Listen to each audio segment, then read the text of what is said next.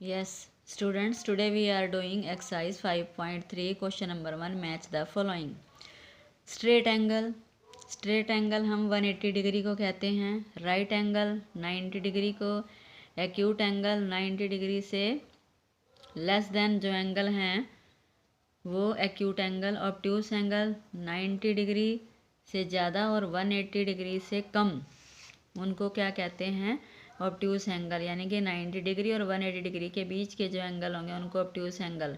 Reflex angle किसको कहते हैं? रिफ्लेक्स एंगल 180 डिग्री और 360 के बीच के एंगल्स को हम क्या कहते हैं? Reflex angle. 180 डिग्री और 360 डिग्री के बीच के एंगल्स को रिफ्लेक्स एंगल कहते हैं।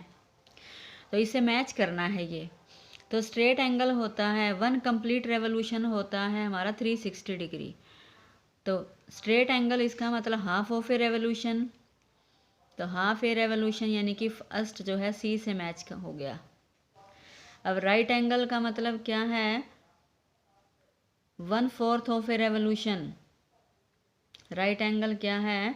1/4 ऑफ ए रेवोल्यूशन, यानी कि 1 रेवोल्यूशन का 1/4 यानी कि 1 क्वाड्रेंट। तो डी से मैच हो गया सेकंड। अब third acute angle. Acute angle कौन सा होता है? 90 डिग्री से कम। तो क्या आएगा? लेस देन 1/4 है revolution.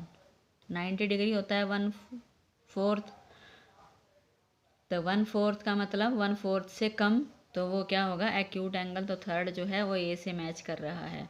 Obtuse angle, obtuse angle कौन सा एंगल है? 90 और 120, 90 और 180 के बीच में जो एंगल आते हैं वो ऑब्ट्यूस एंगल होते हैं। यानी कि बिटवीन 1/4 का मतलब 90, 1/2 का मतलब 180 और फिर रेवोल्यूशन, यानी कि 90 और 180 के बीच में जो एंगल हैं वो है ऑब्ट्यूस एंगल। तो फोर्थ का ई से मैच हो गया। अब fifth reflex angle.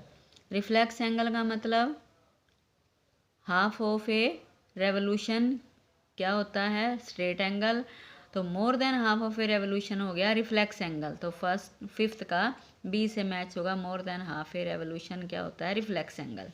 Now question number 2, classify each one of the following angles as right, straight, acute, obtuse और रिफ्लेक्स। अब ये हमें एंगल्स दिए हुए हैं, इन एंगल्स को हमने देखना है कि कौन से एक्यूट है, कौन सा राइट है, कौन सा स्ट्रेट है, कौन सा ऑब्ट्यूस है और कौन सा रिफ्लेक्स है। तो पहले हम ये सी पार्ट करेंगे। ये जो एंगल है यहाँ से लेकर यहाँ तक, ये जो सीधी लाइन है ये होता है हमारा राइट एंगल, यानी कि 90 डिग्री।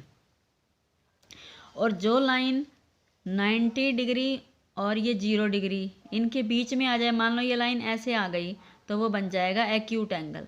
तो ये जो फिगर है, ये जो एंगल है ये हमारा एक्यूट एंगल है। अब है बी पार्ट में ये फिगर बनी हुई है।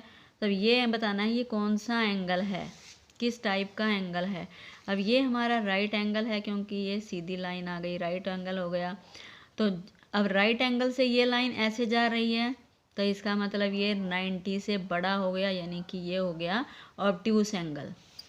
अब सी में वही है, राइट है ये। तो अब डी में ये वाला अंदर वाला एंगल नहीं है, ये तो हमारा होगा राइट, लेकिन ये बाहर एंगल है। अगर एक अंदर राइट है तो दूसरा क्या होगा? रिफ्लेक्स होगा। तो ये बाहर वाला मेज़र करना है हमने, क्योंकि यहाँ एंगल का साइन डला हुआ है। तो ये है रिफ्लेक्स एंगल, ई पार्ट। ये लाइन बनी हुई है और ये एंगल है बीच में, ये एंगल है। तो ये बताना है ये कितने डिग्री का एंगल है। तो ये सीधी लाइन है, तो इसका मतलब ये क्या है? स्ट्रेट एंगल, यानी कि 180 डिग्री। अब एफ, अब ये एंगल्स क्या हैं? ये क्या हैं?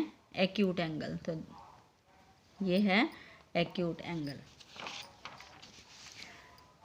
Now exercise 5.4, question number 1, what is the measure of A? First part है राइट एंगल, सेकंड पार्ट है straight angle.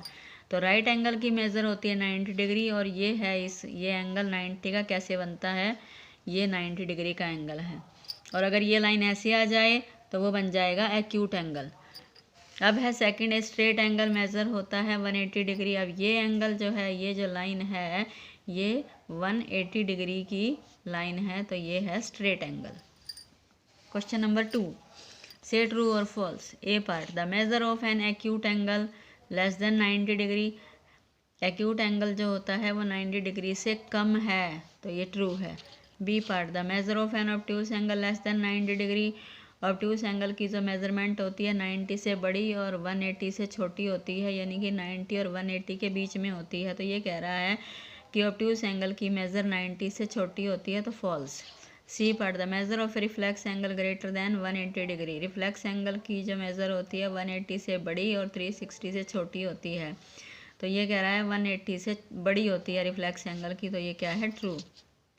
D part, the measure of an complete revolution equal to 360 degree, complete revolution होता है 360 degree, तो ये क्या है, true. E part, if angle A equal to 53 degree and angle B equal to 35 degree, then angle A greater than angle B, तो angle A बड़ा है, angle A greater है देन बी, तो ये भी क्या है, ट्रू है। Now question number 3, write down the measure of some acute angles. Acute angles के हमने 3 नाम लिख दिए जो कि 90 से कम होंगे, वो एक्यूट एंगल्स होते हैं। 45 लिख दिया, एक 60, एक 75, और भी लिख सकते हो आप 80, 30, 20, 10, 25। नाउ बी पार्ट, सम ऑब्ट्यूस एंगल्स, अब मेज़र लिखने हैं ऑब्ट्यूस एंगल्स की। ऑब्ट्यूस एंगल्स क्या होते हैं, 90 से बड़े और 180 से छोटे, तो 100 लिख दिया, 110, 120, 105, 95, तो आप कुछ भी लिख सकते हो, 90 से बड़े और 180 से छोटे ऑब्ट्यूस, और 90 से छोटे क्या होंगे, एक्यूट, और 90 से बड़े और 180 से छोटे क्या होंगे, ऑब्ट्यूस।